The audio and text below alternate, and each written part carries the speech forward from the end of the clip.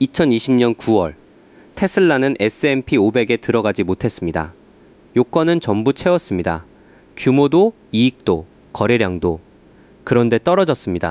발표 다음 거래일, 테슬라 주가는 하루 만에 21% 빠졌습니다. 사상 최악의 낙폭이었고 820억 달러가 증발했습니다. 지수에 못 들어갔다는 이유 하나로요. 이유는 의외로 단순합니다. 누군가가 안 넣기로 했거든요. S&P 500에 어떤 회사를 넣을지는 컴퓨터가 정하지 않습니다. 사람이 모여서 회의로 정합니다. 그리고 그 사람들이 누구인지는 공개되지 않습니다. 이 영상을 보시는 분들 중에 S&P 500 ETF를 가지고 계신 분 적지 않을 겁니다. 연금 계좌에 담아두신 분도 있을 거고요. 그러니까 여러분의 노후 자금 일부는 이름도 모르는 사람들의 회의 결과에 따라 움직이고 있습니다. 오늘 세 가지를 확인합니다. S&P 500이 정말 미국 500대 기업인지, 왜 500이라고 해놓고 실제로는 503개인지, 그리고 이 지수를 사면 미국을 사는 게 아니라 무엇을 사게 되는지, 마지막 게 제일 중요합니다.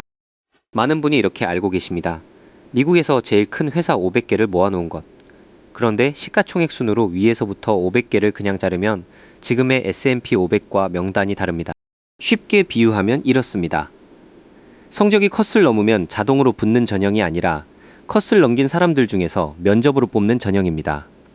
컷은 자격일 뿐이고 뽑는 건 따로입니다. 실제 자격 요건을 보겠습니다.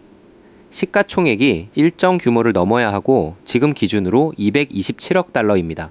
발행 주식의 절반 이상이 시장에서 실제로 거래돼야 하고 거래량도 충분해야 합니다. 그리고 수익성 조건이 있습니다.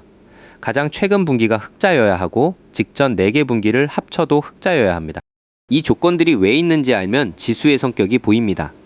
지수는 구경하는 목록이 아니라 펀드가 실제로 따라 사는 목록입니다. 전 세계 수많은 펀드가 이 명단대로 주식을 담습니다. 그러니 아무리 큰 회사여도 시장에 풀린 주식이 적으면 곤란합니다. 사려는 순간 가격이 튀어버리니까요. 거래량 조건과 유동 주식 조건은 그래서 있습니다. 테슬라는 이 조건을 2020년 7월에 전부 채웠습니다. 4개 분기 연속 흑자를 발표하면서요. 그런데 2달 뒤 발표에서 빠졌습니다. 전부 채우고도 떨어진 겁니다. 자격은 자격일 뿐이었던 거죠. 그럼 도대체 누가 무엇을 보고 정하는 걸까요? 지수를 만드는 회사에는 지수위원회라는 조직이 있습니다. 여기서 비유를 하나 쓰겠습니다. 심판과 심사위원은 다릅니다. 심판은 규칙대로 판정합니다. 공이 선 안에 떨어졌으면 인, 바뀌면 아웃. 심사위원은 판단합니다. 같은 무대를 보고도 점수가 갈립니다. S&P 500을 정하는 건 심판이 아니라 심사위원입니다. 비교해보면 분명해집니다. 러셀 1000 지수 같은 건 규칙 기반입니다. 순위대로 자릅니다. 사람의 판단이 안 들어갑니다. S&P 500은 그렇지 않습니다. 자격을 갖춘 후보들 중에서 위원회가 재량으로 고릅니다. 섹터 균형 같은 것도 함께 봅니다. 그런데 이 위원들이 누구인지는 알 수 없습니다. 지수를 만드는 회사가 명단을 공개하지 않기 때문입니다. 이유는 나름 합리적입니다. 로비를 막기 위해서입니다. 편입되면 전 세계 인덱스 펀드가 그 주식을 사야 하니까 명단이 알려지면 압력이 들어올 수밖에 없습니다. 다시 테슬라로 돌아가 보겠습니다. 2020년 9월 발표에서 지수에 들어간 건 애쉬, 테라다인, 카탈런트 3곳이었습니다. 당시 세계에서 가장 비싼 자동차 회사는 빠졌고요. 기자들이 이유를 물었을 때 지수 회사의 선임 애널리스트는 밝히기를 거부했습니다. 설명할 의무가 없기 때문입니다. 테슬라는 그해 12월 21일에야 들어갔습니다. 사람이 정하는 일이라면 500이라는 숫자도 절대적인 게 아니겠죠. 실제로 그렇습니다. S&P 500의 구성 종목은 500개가 아닙니다. 503개입니다. 회사는 500개가 맞는데 종목이 3개 더 많습니다. 한 회사가 주식을 2종류로 상장한 경우가 있기 때문입니다. 구글의 모회사인 알파벳, 그리고 폭스와 뉴스코프.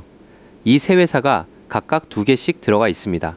그래서 회사는 500, 종목은 503. 왜 주식을 2종류로 나눠 상장할까요? 의결표 때문입니다. 창업자가 회사를 키우려면 주식을 계속 발행해서 돈을 끌어와야 하는데 그럴수록 자기 지분은 줄어듭니다. 그래서 의결결이 강한 주식은 창업자가 쥐고 의결결이 약하거나 없는 주식을 시장에 파는 구조를 씁니다. 돈은 받고 경영권은 지키는 방표기입니다. 그러니까 500이라는 숫자는 규칙이 아니라 이름에 가깝습니다. 그런데 사실 개수는 별로 중요하지 않습니다. 500이든 503이든 지수가 움직이는 방식은 달라지지 않으니까요. 훨씬 중요한 게 따로 있습니다. 무게입니다. S&P 500 ETF를 사면 500개 회사의 돈이 골고루 나뉜다고 생각하기 쉽습니다. 그렇지 않습니다. 똑같이 나눠 담는 게 아닙니다. 비유하자면 주주총회 같은 겁니다. 참석자는 500명인데 한 사람당 한 표가 아니라 지분만큼 표를 갖습니다. 머릿수는 500이지만 실제 결정은 지분 큰 소수가 합니다. 지수도 똑같습니다. 시가총액 가중이라고 부릅니다. 회사가 클수록 지수에서 차지하는 무게가 큽니다. 작은 회사가 2배로 올라도 지수는 거의 안 움직이고 가장 큰 회사가 조금만 흔들려도 지수 전체가 흔들립니다. 숫자로 감을 잡아보겠습니다.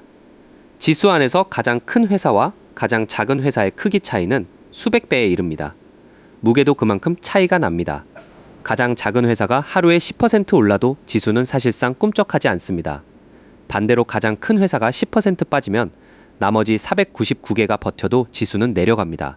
같은 지수 안에 있지만 발언권이 전혀 다른 겁니다. 그리고 이 방식에는 성질이 하나 더 있습니다. 어떤 회사 주가가 오르면 그 회사의 무게가 저절로 커집니다.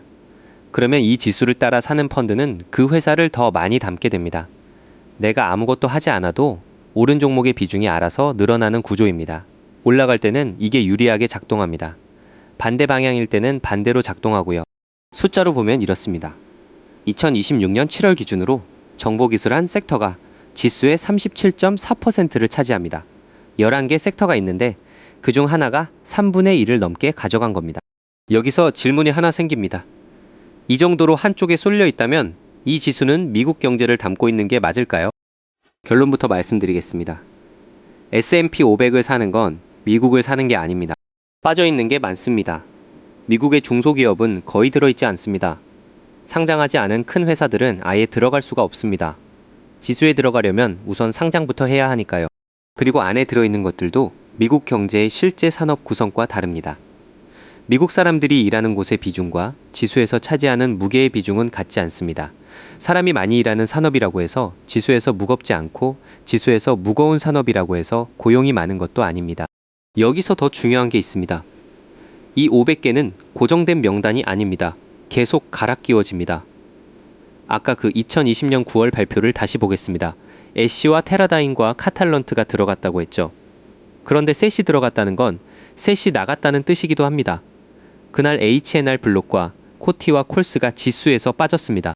그러니까 이 지수는 특정 회사 500개에 투자하는 상품이 아닙니다. 기준을 통과한 회사가 들어오고 못 미치면 나가는 구조입니다. 바꿔 말하면 지금 잘하고 있는 회사들의 명단에 계속 갈아타는 겁니다. 이게 이 상품의 최대 장점이기도 합니다. 알아서 교체되니까요. 동시에 내가 산 게 무엇인지 한마디로 말하기 어려운 이유이기도 합니다. 어제의 500개와 오늘의 500개가 같지 않으니까요. 정확히 말하면 이렇습니다. S&P 500은 미국이 아니라 위원회가 고른 미국 대형주 묶음입니다. 오해하지 마시고요. 나쁜 상품이라는 뜻은 전혀 아닙니다.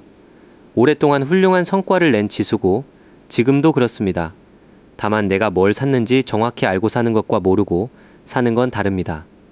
그리고 한국에서 사면 여기에 두 가지가 더 붙습니다. 첫 번째는 환율입니다. 이 지수는 달러로 계산됩니다. 우리는 원화로 삽니다. 그래서 지수가 올라도 내 계좌는 마이너스일 수 있습니다. 이해를 돕기 위해 가정으로 한번 계산해 보겠습니다. 실제 수치가 아닙니다. 1,000만 원을 넣었다고 하겠습니다. 1년 뒤 지수가 10% 올랐습니다. 그런데 그 사이 원달러 환율이 10% 내렸습니다. 지수가 올려준 만큼 환율이 깎아먹어서 계좌는 거의 제자리입니다. 지수는 올랐는데 나는 못 벌었습니다. 반대로 지수가 제자리인데 환율 덕에 버는 해도 있습니다. 그래서 상품 이름 끝에 붙은 표시를 볼 필요가 있습니다. 환율 변동을 막아놓은 상품이 따로 있습니다. 환해지형이라고 부릅니다. 환율이 어떻게 되든 지수 움직임만 따라가게 만든 겁니다. 대신 그 장치를 유지하는 비용이 듭니다. 공짜가 아닙니다. 환율이 내 편일 때는 그 이익도 같이 사라지고요. 어느 쪽이 낫다기보다 내가 어느 쪽을 샀는지는 알고 있어야 합니다. 두 번째는 세금입니다. 같은 S&P 500을 담아도 어디에 상장된 상품을 샀느냐에 따라 세금 구조가 다릅니다. 미국에 상장된 걸 직접 사는 경우와 한국에 상장된 상품을 사는 경우가 다르게 매겨집니다. 연금 계좌에서 사느냐, 일반 계좌에서 사느냐에 따라 또 갈립니다. 세부 세율은 제도가 자주 바뀌기 때문에 이 영상에서 숫자로 못 박지 않겠습니다. 대신 이것만 기억하시면 됩니다. 같은 지수라도 담는 그릇에 따라 손에 남는 돈이 달라집니다. 그러니 상품을 고를 때 상장지와 계좌 종류를 확인하고 사야 합니다. 자, 그럼 정리해 봅시다. 사람이 고르고 명단은 계속 바뀌고 무게는 한쪽에 쏠려 있고 여기에 환율과 세금까지 붙습니다. 이걸 알고 나면 이 지수를 어떻게 봐야 할까요? 먼저 분명히 해두겠습니다. 사지 말라는 얘기가 아닙니다. 다른 상품을 추천하는 것도 아닙니다. 바꾸자는 건 상품이 아니라 인식입니다. 앞으로 이 지수를 볼 때 세 가지만 확인하시면 됩니다. 첫째, 상위 몇 개 종목이 전체에 얼마를 차지하는지. 쏠림이 심할수록 그 몇 개 회사에 내 노후가 걸립니다. 둘째, 어떤 산업에 무게가 실려 있는지. 셋째, 내가 산 상품이 어디에 상장돼 있고 어떤 계좌에 담겨 있는지. 어려운 일이 아닙니다. 운용사 홈페이지에 가면 그 상품이 무엇을 얼마나 담고 있는지 매일 공개합니다. 상위 종목과 그 비중, 산업별 구성이 전부 표로 나와 있습니다. 분기에 한 번 10분이면 끝나는 확인입니다. 이걸 안 보고 사는 게 이상한 거지 보는 게 유난인 게 아닙니다. 한 가지만 덧붙이겠습니다. 쏠림이 심하다는 게 곧 나쁘다는 뜻은 아닙니다. 큰 회사들이 실제로 잘하고 있어서 커진 것일 수도 있으니까요. 문제는 쏠려 있다는 사실을 모르고 있는 겁니다. 분산 투자라고 생각하고 샀는데 실은 소수에 집중돼 있었다면 그건 상품의 잘못이 아니라 내가 잘못 알고 있었던 겁니다. 그래서 처음에 질문으로 돌아가면 답은 이렇습니다. S&P 500을 산다는 건 미국을 사는 게 아니라 어떤 사람들이 정해놓은 기준을 사는 겁니다. 그 기준이 지금까지 꽤 잘 작동해 왔다는 것도 사실이고요. 투자에서 위험한 건 모르는 게 아닙니다. 안다고 생각하는 겁니다. 이름을 아는 것과 구조를 아는 건 다릅니다. 다시 처음으로 돌아가 보겠습니다. 2020년 9월 테슬라는 S&P 500에 들어가지 못했습니다. 요건은 전부 채웠는데도요. 처음 들었을 때는 이상했을 겁니다. 지금은 어떠신가요? 이제는 이상하지 않습니다. 회사가 그 사이에 달라진 것도 아니었습니다. 석 달 뒤 테슬라는 같은 회사인 채로 지수에 들어갔습니다. 바뀐 건 회사가 아니라 판단이었습니다. 지수는 시장이 저절로 만들어낸 자연현상이 아닙니다. 사람이 규칙을 정하고 사람이 판단해서 만든 물건입니다. 날씨처럼 주어진 게 아니라 건물처럼 지어진 겁니다. 그걸 알고 보면 같은 숫자가 다르게 보입니다. 매일 뉴스에 나오는 그 지수가 이제는 조금 다르게 들리실 겁니다. 다음 편에서는 이 이야기를 이어서 코스피가 하루에 크게 오르고 크게 빠지는 동안 S&P 500은 왜 조용했는지 보겠습니다. 같은 주식시장인데 왜 이렇게 다르게 움직이는지 그 이유가 오늘 이야기와 이어집니다. 궁금하시면 구독해두세요.